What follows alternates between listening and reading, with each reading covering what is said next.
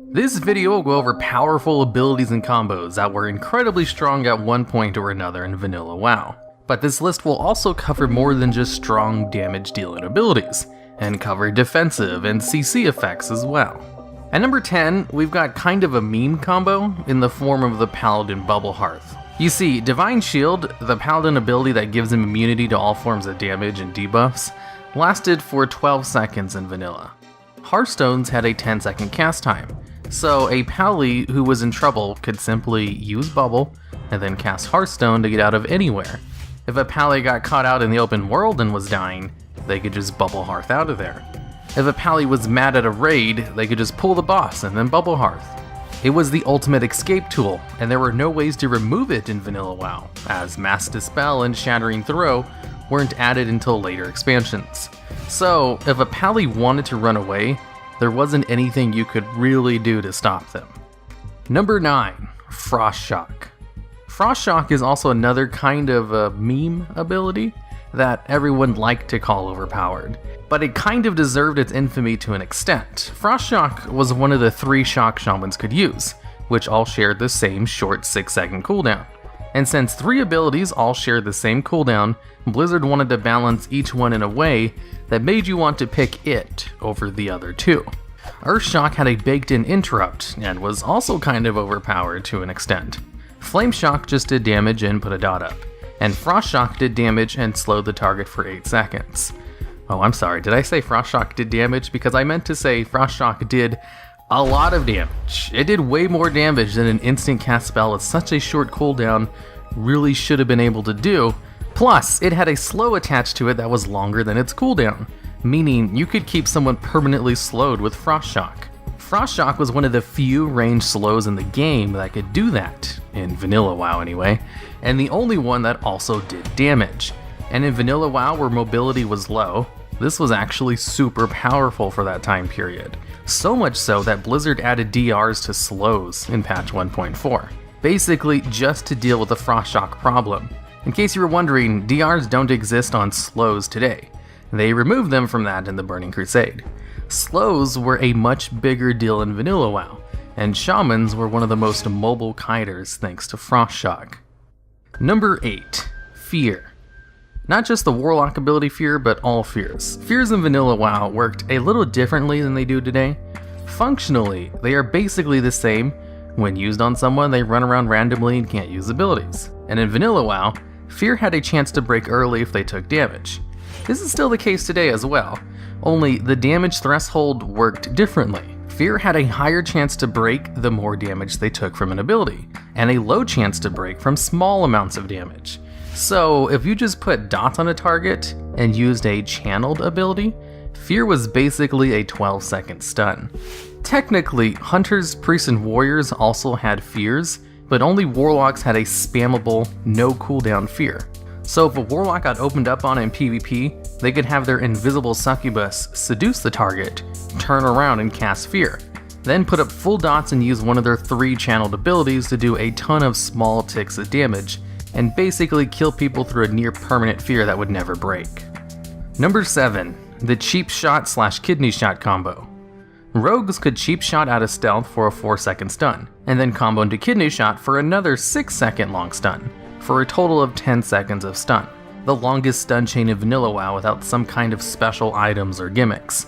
The only real downside to the stun combo was the energy and combo points required to use the 2 abilities, which could be completely offset through some items like Thistle Tea. A 10-second stun was enough time for a gear rogue to kill a low armor target, so it was technically possible for rogues to kill someone of equal level while never getting hit back in exchange, and with very little skill involved. A 10-second stun was powerful back then, and would be powerful today. Although this 10-second stun wasn't exclusive to Vanilla WoW. It was a thing all the way until Cataclysm, when Blizzard finally put Kidney Shot and Cheap Shot on the same stun DRs. But it was really strong in Vanilla WoW too, and the cause of lots of complaints about rogues being too overpowered. But funny enough, the thing that people associate rogues to, being able to CC someone to death without ever getting hit back, didn't actually involve the Cheap Shot Kidney Shot combo, which I'll get into a little bit more later on in this list. Number 6. Curse of Shadow and Negative Resistances. Before patch 1.9, you could cause targets to go into negative resistances with either Curse of Elements or Curse of Shadow. Resistances were a stat that would lower damage taken by their specific element and give you a chance to resist their effects. So having high shadow resistance meant you took significantly less shadow damage and could sometimes be immune to fear and other Shadow School debuff effects.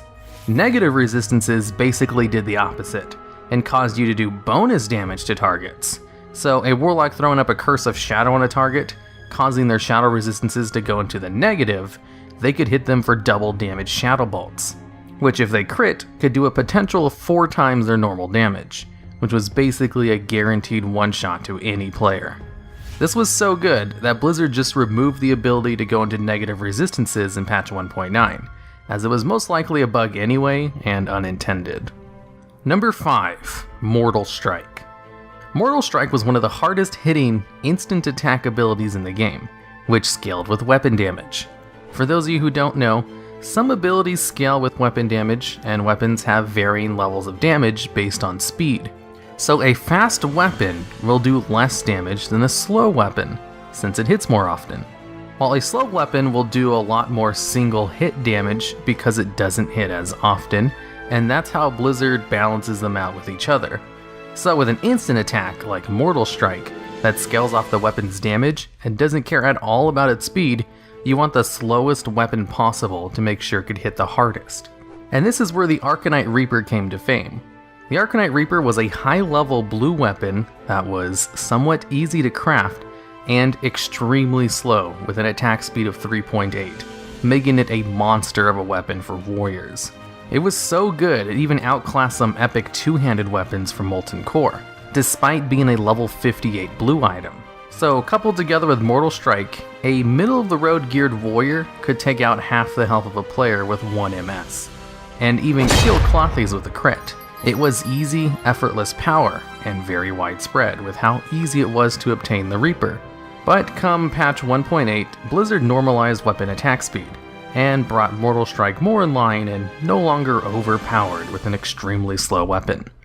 And on a side note, because of the widespread use of the Arcanite Reaper, it was used as the model for the heirloom two-handed axe we have today. Number 4. Blind Prep. Ever hear the infamous Stun Rogue, who killed max level geared players while naked and using a starting zone dagger? Well, that infinite stun combo actually didn't rely on stuns very much, and was in fact so strong because of Blind. You see, Blind is an instant cast, long form CC that breaks on damage, and Preparation is an ability rogues have that resets the cooldown of all other rogue abilities. So what the naked rogue in the video did was take advantage of the fact that Preparation could also reset the cooldown of Blind, and the fact that Eviscerate did static damage and didn't scale at all with gear. So what he did was double cheap shot with Vanish and then Blind. He'd wait the full Blind duration in order to leave combat and re-stealth, then Sap, and wait the full duration again for another re-stealth, since in Vanilla WoW, Sap made you leave stealth. Then pop Prep to reset all cooldowns, and then do the whole thing again. After going through 2 full rotations of this CC chain, along with at least 2 cold-blooded Eviscerates, and a couple of other damage moves to build combo points, that's what allowed a naked rogue to kill fully geared players. And Blind was the crucial part of that whole CC chain, as Blind was what allowed the rogue to leave combat in order to use Sap, which allowed cheap shots DRs to disappear, and let the rogue save all of his combo points for Eviscerates. So it was really Eviscerate's static damage and Blind's cooldown resets that allowed the chain to be as effective as it was, and you could have someone CC'd for about 45 seconds straight if you did it correctly, of which only 10 to 12 seconds of that were spent in stuns. And because of Blind's incredible usefulness with a cooldown reset from Prep, Blizzard made sure all future versions of Preparation excluded Blind from being reset, starting with the Burning Crusade. And that's how Preparation has worked ever since. Number 3. Wind Fury Weapon. During 2 points in Vanilla WoW, Wind Fury Weapon was kind of broken and overpowered. Wind Fury is a Shaman weapon enchant that gave the Shaman a 20% chance on hit to proc 2 extra attacks.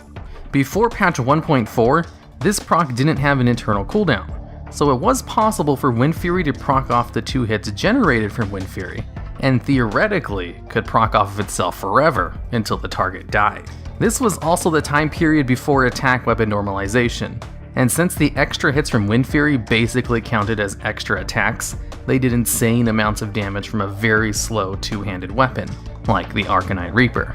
There was even a famous video of a shaman going around with a legendary mace from Molten Core, one-shotting people with Wind Fury procs. Eventually though, Blizzard added a 3-second internal cooldown to Wind Fury, so it couldn't proc off of itself anymore, and killed it even further with attack speed normalization in patch 1.8. But in patch 1.11, someone discovered that the individual ranks of Wind Fury didn't share an internal cooldown. So if you dual-wielded weapons, you could apply the highest rank of Wind Fury to your main hand weapon, and then the second highest rank of Wind Fury to your offhand, and get 2 times the procs, which was pretty good. Until this too got nerfed, or fixed, in the Burning Crusade. Number 2, Will of the Forsaken. Will of the Forsaken was given to undead players as a racial with the launch of the game, when Blizzard decided to make undead players be counted as humanoid instead of undead, to retain some of the CC immunity that may have provided, as being classified as undead in the beta made them immune to a lot of CC that could only be used on humanoid targets, like sheep, and just made them immune to fears altogether. So what Will of the Forsaken did was break charm, fear, and sleep effects, as well as make you immune to those effects for 20 seconds. Now, 20 seconds of fear CC immunity is huge, and that was a downgraded version of what undeads could do in the beta, which was be permanently immune to them, which is why I can see why Blizzard left that in the game for so long. Eventually, Blizzard thought giving a race 20 seconds of immunity to 3 CC effects, of which one of them, Fear, being heavily used in PvP, was a little bit unfair compared to the other racials. So they nerfed it in patch 1.6, to only make you immune to those effects for 5 seconds instead of 20, which was still powerful, but pissed off a lot of undead players. Someone took a screenshot back in the day of a list of reasons Blizzard thought players might be quitting WoW, and one of the options available was because Will of the Forsaken was nerfed, which was most likely a joke, but still kind of a big deal. Will of the Forsaken was always a strong racial throughout its whole life, and still gets nerfs even today, but it was at its strongest in vanilla WoW. And number 1, Pyroblast, or POM mages.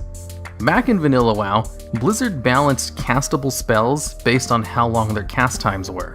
So the longer the cast time, the more damage the spell did. And Pyroblast had one of, if not the longest cast times of a single target nuke spell, clocking in at a 6-second cast time. It also had a 6-minute cooldown because it hit so hard. Now, Arcane mages had this ability called Presence of Mind, which made your next spell instant cast, and worked on Pyroblast. Also, they had Arcane Power, which gave them 35% more damage for 15 seconds, both of which were on a 3-minute cooldown, and neither was on the GCD. So if you had 2 good, on-you spell power trinkets, because before patch 1.10 you could use multiple on-use trinkets at once, you could just macro in Presence of Mind, Arcane Power, your spell power trinkets, and Pyroblast to create one of WoW's very first one-shot macros. Except this one was literally a one-shot macro, and not just a clickbait burst macro. You could one-shot players with this macro, but only once every 3 minutes. Or I guess once every 6 minutes before Pyroblast's cooldown was removed in late vanilla. As far as damaging abilities go, this was probably the most overpowered thing, as it was a guaranteed one-shot, instant cast range nuke that didn't require skill, outside of getting 2 good spell power trinkets and creating the macro. Now for some honorable mentions, things I thought to put in the list but decided against for one reason or another. That's basically just Reckoning. It was a paladin talent that allowed a paladin to solo a world boss. I didn't include it though, because for one, it's talked about to death, and everyone would probably be expecting it. And 2, the big reason, it was only in the game for like a day or 2, and it was obviously a bug and an oversight. I guess it would technically count, so I'm adding as an honorable mention, but these other things, were actually used in the game for more than a day. Of course, besides that, there might have been some other things I probably overlooked, so if you know of any other overpowered abilities or things in Vanilla WoW that I might have missed, I'd love to hear about them down in the comments.